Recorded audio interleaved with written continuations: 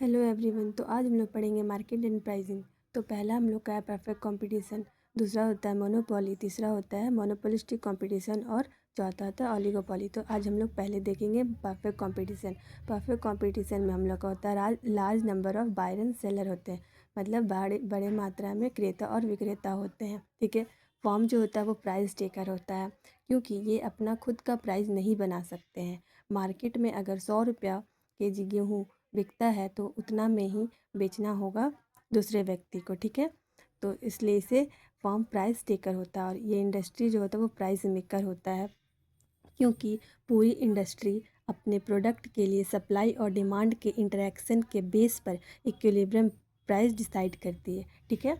इसलिए वो price maker होता है। और उसके बाद है होमोजीनियस प्रोडक्ट। होमोजीनियस प्रोडक्ट का मतलब है कि एकदम सेम, मतलब पूरा डिट्टो और यूनिफॉर्म प्राइस होता है, नो ब्रांडिंग। ओके। और फिर होता है free entry and exit of firm. Free entry and exit of firm का मतलब होता है कि इसमें कभी भी कोई व्यक्ति आ सकता है और जा सकता है अपने मन से। ठीक है। और फिर होता है लॉन्ग रन। लॉन्ग रन में क्या होता है, नॉर्मल प्रॉफिट होता है। ठीक है। नॉर्मल प्रॉफिट क्यों होता है मैं आपको एक क्लास में बताऊंगी, नेक्स्ट क्लास में। ठीक है।